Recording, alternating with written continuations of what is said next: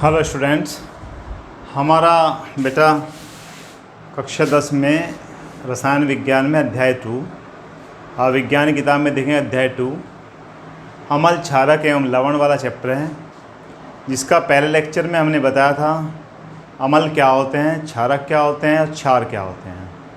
अब दूसरे लेक्चर में हम बात करते हैं सूचक क्या होते हैं, यानी कि इंडिकेटर, जिससे हम अम्ल और क्षार के बारे में पता लगाते हैं। अब अम्ल और क्षार के बारे में पता लगाते हैं तो देखिए, आज हम बात करते हैं सूचक, जिसे कहते हैं इंडिकेटर। क्या होता है सूचक? सूचक किसी दिए हुए विलयन में, कोई दिया हुआ विलयन है, उसमें अम्ल या क्षारक की उपस्थिति दर्शाते हैं। मान लिया जाए हमें कोई विलयन दे दिया, हम उसको पता कैसे लगाएं कि यह अम्ल है या क्षारक है? हाथ लगा के देखें, सूंघ के देखें, टेस्ट करके देखें तो हमें नुकसान पहुंच सकता है। तो इस बात का पता लगाने के लिए हमने कुछ सूचक लिए, और सूचक क्या करते हैं, जो किसी विलयन में अम्ल और क्षारक की स्थिति को दर्शाते हैं। इनका रंग व गंध अम्लीय व क्षारीय माध्यम में बदल जाते हैं। जैसे ही ये सूचक हम अम्लीय माध्यम में ले जाते हैं या क्षारीय माध्यम में ले जाते हैं तो उनकी रंग या गंध बदल जाती है। वे क्या कहलाते हैं? सूचक कहलाते हैं। अब सूचक 3 प्रकार के होते हैं। एक प्राकृतिक होता है, जो प्रकृति से हमें प्राप्त होता है। एक होता है गंधीय कृत्रिम सूचक, जो कृत्रिम विधि से हम बनाते हैं। और एक होता है गंधीय सूचक, ओल्फैक्टरी। अब तीनों सूचक के बारे में, तीनों सूचक है हमारे प्राकृतिक सूचक, नेचुरली जो प्राप्त होता है हमें, नेचर से मिलने वाला जो सूचक है। अब नेचर से कौन कौन मिला? लिटमस मिला। लिटमस किससे मिला? मैंने बताया था, लिटमस एक पौधा होता है, लेचिन नामक पौधा होता है, उससे मिलता है। दूसरा होता है हमारा नेचुरल प्राकृतिक सूचक जो होता है वो हल्दी होता है, हल्दी भी पौधों से मिलती है। कृत्रिम सूचक सिंथेटिक इंडिकेटर्स, और गंधीय सूचक ओल्फैक्टरी इंडिकेटर्स।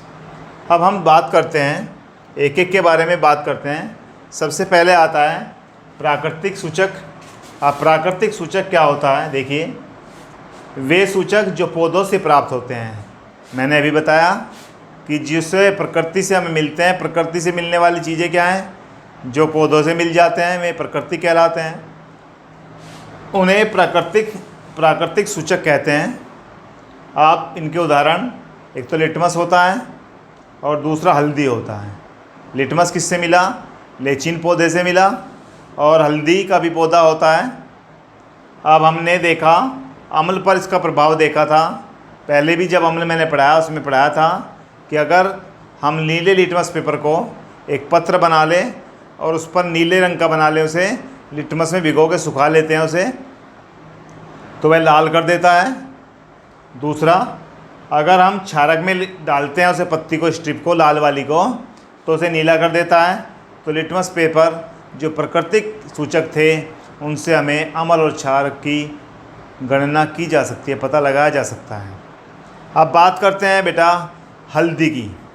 हल्दी को देखें, हल्दी अम्ल में अगर उसका यूज करें तो पीला ही रहता है। जैसे कि आप नींबू डाल लीजिए, नींबू का रस, उसमें हल्दी डालिए तो अम्ल था तो जू का तू रहेगा, पीला ही रहेगा, कोई फ़र्क नहीं पड़ेगा, कोई चेंज नहीं होगा।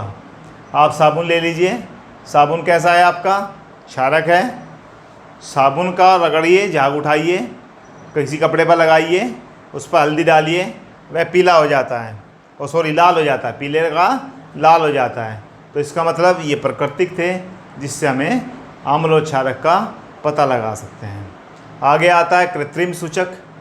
कौन से होते हैं कृत्रिम सूचक? वे सूचक जिन्हें प्रयोगशाला में रसायनों से प्राप्त किए जाते हैं। जो रसायन हमारे पास हैं उनसे हम इसको बनाते हैं, उन्हें कृत्रिम सूचक कहते हैं। यानी कि इन्हें पौधों से लिया, पौधे कृत्रिम यानी प्राकृतिक थे, कृत्रिम वालों को हमने प्रयोगशाला में रसायन द्वारा बनाया। अब वे कौन कौन से होते हैं, नाम कौन से होते हैं? वेरी इंपॉर्टेंट है, ये आ जाते हैं। फिनालफ्थलीन, और दूसरा होता है मेथिल ऑरेंज। जब हम कहाँ से मिलेंगे? प्रयोगशाला में मिलेंगे।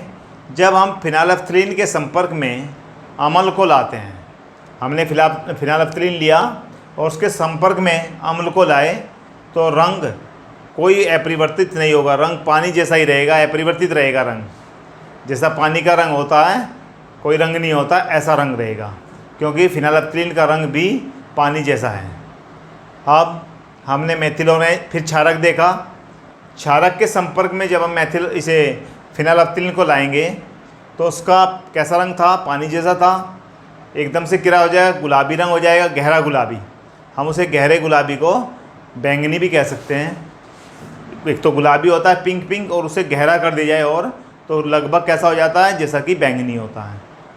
फिर हम दूसरे कृत्रिम सूचक की बात करें। दूसरा कृत्रिम सूचक जैसे कि मेथिल ऑरेंज है।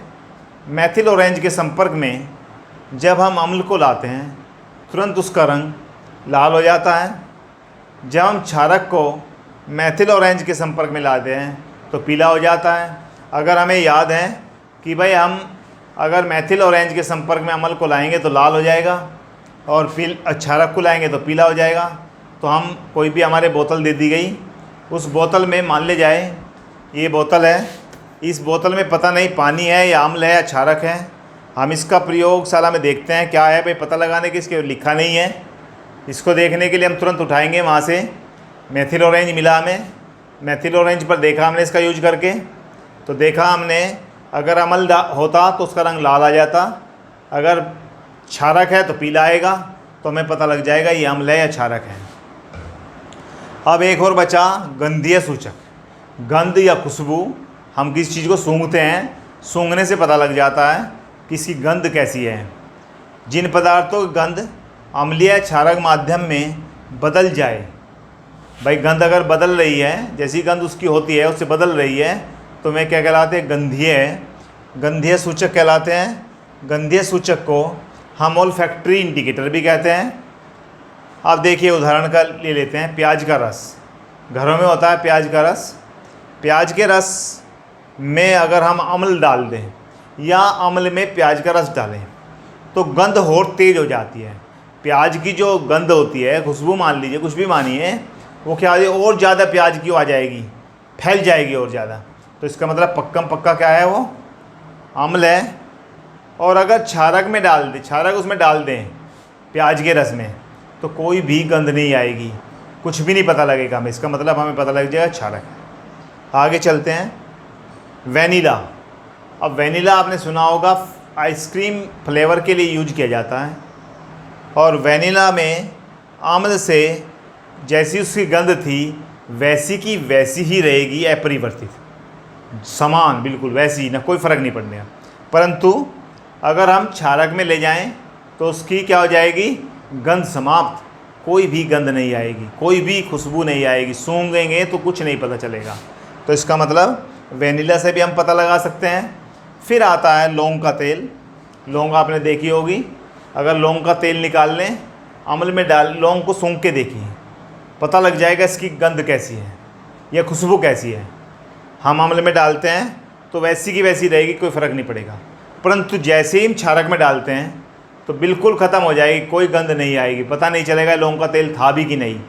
तो इस तरह से इस लेक्चर 2 में हमने सभी सूचक के बारे में पढ़ लिया, कैसे अम्ल और क्षारक को सूचक से हम पता लगाते हैं, हमारे सूचक किसे कहते हैं, सूचक कितने प्रकार के होते हैं, ये सूचक कहाँ से आते हैं, प्राकृतिक सूचक कैसे बनता है, कृत्रिम सूचक कहाँ पे बनता है, और गंधीय सूचक क्या होता है, और इनसे क्या क्या प्रभाव होते हैं। आप इसे देखिए, नोट करिए, याद करिए।